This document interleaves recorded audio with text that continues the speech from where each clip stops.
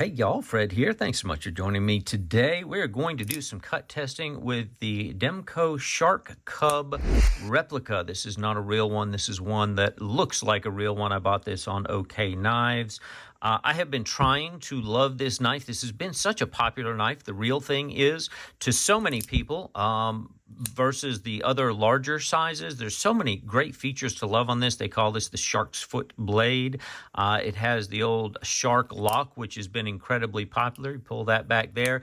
Little difficult on the action. I definitely had to do some work on this. I will put my original review video up here. You can click to go watch it. I had to actually shave down this lock bar, and that's what you get when you buy these kind of knives. Sometime it's a box of chocolates. You just never know what's going to be inside. So had to compress down the spring a little bit. It was way too tight. And even shave down this lock bar, because even with the spring out, I could not get this to pull back. It was just grinding on the inside of these scales. And that's just the kind of thing you get when you play in this game. You're going to end up with some knives that just don't have high quality tolerances in the knife. But after fixing all those things, it does work pretty well. I'm not obviously that used to carrying this knife yet, so it's a knife I've been trying to love because I like that shark's foot style blade. I'm a big fan of sheep's foot blades. I definitely like to have knives where you can choke up on them. It's got some really good characteristics and qualities, and so I think I would love it, but I just can't bring myself to carry it that much. So here's what I did. I went ahead and sharpened this knife. My experience is once I sharpen a knife, put a nice good edge on it, it kind of brings it back to life and makes me fall in love with this thing all over again. So I thought I'll give that a try. But since I did put that new edge on it, put an 18-degree edge, I didn't really measure this one, but it was at least a 24-degree before I started. So definitely knocked it down a good bit there.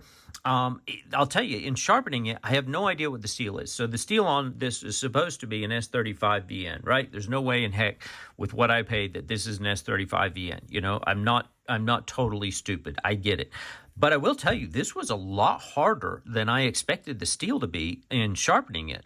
You know, even I put it on the old WorkSharp Precision Pro and took that lowest stone, I think it's a 220 grit, on that diamond stone, and it took a good bit of work to really reprofile the angle on this blade. So I'm going to guess it's probably at least a 9CR, maybe even a D2, based on how tough this steel was to sharpen and reprofile. We'll see how well it holds up. That's why we do these tests. These are not official tests of any, sort. This is the old redneck sharpness scale. Goes from 1 cuts like a spoon to up to 10. Even Wolverine would be impressed. I will tell you right now, after having sharpened this thing, it is incredibly slicey. Here's another piece of paper. And so I'm calling that a 10 on the old redneck sharpness scale all day long. Sorry, that's just me and my paper. But absolutely laser beam sharp. That's as sharp as I expect or want a knife to be. And so we're going to find out, will that edge hold or not? Okay. All right, let's talk a little bit about the specs. This is obviously a little bit on the shorter side, less than 7 inches, about 6 7/8. It's got about a 2.5-inch cutting blade. Nice thin slicey blade on these things, 89 thousandths thick. So anything under a 1 or 100 thousandths is definitely on the slicey side. However, I will say behind the edge is still only about 20 thousandths, and that's because it's not a full flat grind like some of the other knives in this category are. So, yeah, it is what it is. Still only a 20 thousandths, but you can see, as you saw, it is pretty darn sharp at the moment. The handle's quite thin on this thing, so non-contoured, real titanium scales, but it's very thin. You know, this is made for an ultra thin, lightweight, easy to carry EDC style of knife. However, my experience is sometimes those thin and squared off edges, nothing sharp here, but those squared off thin edges can sometimes bite into your hand when you're doing really those hard push cuts into the wood. So we're going to find that out too. As far as the ergonomics, it does have this odd half finger choil up here. Certainly is very usable. You'll see me using it in this grip when we're cutting the cardboard. You can still choke back in these little double choils. Feels very comfortable. I have a size large glove, so you'd fit into this even with probably an XL. Nice, decent jimping. It's in kind of almost a spoon shape up on the top. So even choked back right here, I definitely will try that in some of the wood push cuts as well. So overall, a really well-designed, well-built EDC, smaller, thinner, lighter weight. I don't think I mentioned the weight, 3.6 ounces. Again, full titanium. There's no particular lightning cuts inside or outside on these scales, so it is what it is, but man, nothing to carry a 3.6 ounce knife. No big deal at all. I don't expect the pocket clip actually to feel too bad. In just holding it, that pocket clip magically falls right into the crease of the palm of my hand. So we'll see. Might get painful. It's obviously one of these big spoon style pocket clips, but at least in light to medium use, I don't tend to feel that at all. All right, let's see. Did I miss anything else here? And that's it. Overall, great knife. Even to be a replica, having to do some work on it. Now that I've done it, it's definitely fun and fidgety and has that nice EDC style and shape. Again, we saw it cut. 10 out of 10. Let's get over to the table and start cutting. All right, as usual, we're going to work with about 400 square inches, and I'm going to use the choked forward grip where, you know, this is the design to have that half a forward finger choil. Makes it perfect, right? Good hand placement in order to cut the cardboard. That 18-degree blade does slice very cleanly and easily through this cardboard. So no issues as I was going through all the cardboard, nice and clean. Doesn't matter which angle kind of you attack it from, whether you're going with the grain or against the grain or diagonally. Just really nothing more I can really add other than it's cutting like a champ. I do like that shark's foot style blade. That tends to be the most used knife blade shape for my EDC rotation. So I'm pretty happy with it. The real question here is just going to be, you know, how well does this kind of unknown steel, I think it's a 9CR18, how well is it going to hold up over that? So let's cut some paper here. First one feels pretty good, but I feel like I'm feeling something in there. So yeah, I think right towards the middle of the blade, if I go slow enough, I can get it to hang up. But there it is right there. But if you just back up and keep on going through it, you'll cut right through it, no problem. So apart from that little tiny, I mean, like this is a micro-sized nick in the blade, but because there is some nick in the blade, I can't rate it a 9 or a 10 even. I have to really at least give it an 8 or a 9. But otherwise, cutting like a champ here. This is where this blade style really excels. And again, a large part of the kind of cutting, even opening packages and boxes, you're usually holding the knife in this shape or this style right here.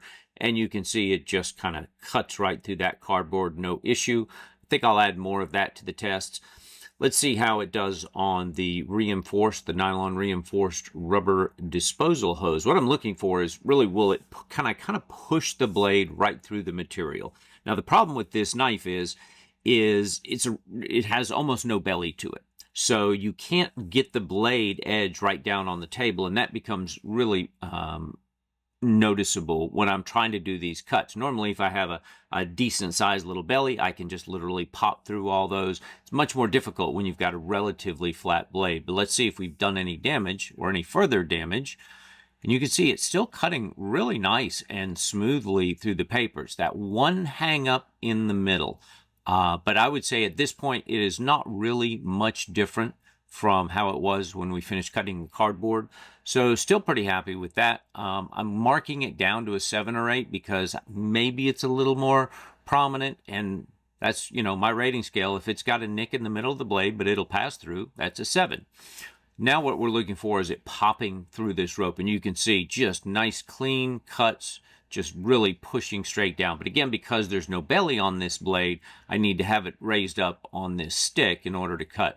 But you can see very good, easy, just kind of popping right through there. I did 11 cuts on the rope. Let's see how it affected the edge. Just trying to feel that nick. You can feel that nick in the middle of it. Did it get any worse? Let's see. Right there. So, but that's the same thing that we had after the first 2 tests. So it's hanging up in that middle nick, right in the middle of the blade, but the other parts of the blade, that's what I'm trying to figure out here. Before and after that nick in the blade, how bad is it or not? And you can see it's definitely going to hang up, so we've made it a little bit worse. The rope is pretty rough on edges, particularly if you have a softer type of steel. but it's still just that one nick in the blade, so we're going to call that a pretty even 7 after the rope cuts. All right, so let's move on to kind of the ergonomics test. I am looking to see how well it bites. I'm going to use this forward choked up position. It's got that nice thumb spoon on the back, and see if I can get some good leverage into this wood. Also, really testing for the ergonomics. This is kind of on the thin side, the scales. It's a pretty thin handle, so I'm worried, will that start biting into me or not? So it feels pretty good there. Now I'm going to go back to the hammer grip. I think typically when I choke back on the knife, when you can do that, I can get deeper cuts into the wood, and you can see already it's starting to really cut much deeper into the wood. So just trying all the different grips and seeing how it feels in the hand. I was really worried. I thought this one actually might be less comfortable than some of the others, but what I'm feeling right now is, it actually feels pretty good in the hand. Not nearly as bad as I thought it would be, and even, for any of the knives. The ergonomics really surprised me on this. No issues with the pocket clip either. So let's go back and same thing. Just right there in the middle of the blade, and once you get past that little nick, the rest of the blade out to the tip is great. I would probably rate the rest of the blade, other than that nick in the blade, at least an 8, still even at this point in time. So want to get another piece of paper, try to go slow, and see if I can go fast enough to cut right through or past that nick in the blade, and you can see I can. So that means something on my rating scale. So you'll see here we're at a good clear 7 to end this test. All right, so let's put it on the strop. As always, I do 4 or 5 strokes per side before I will then begin alternating sides. I think when all is said and done here, I only ran it about 10 strokes on each side after that initial 4 on each side. So not even a lot of stropping, I would say, to get it back. It feels pretty good. I'm not really feeling that nick in the blade anymore. And there we go, cutting cleanly through paper all the way from the bottom to the top. So feeling very good about that. That also probably indicates this might be a little bit of a softer steel. So, it still could be 9CR18, it just could be a softer version of 9CR. But anyhow, it strops back to a 10, and that's what we're looking for. It was very easy, shouldn't take much effort at all to strop it back from a 10. So let's dive into the data and see what the numbers say.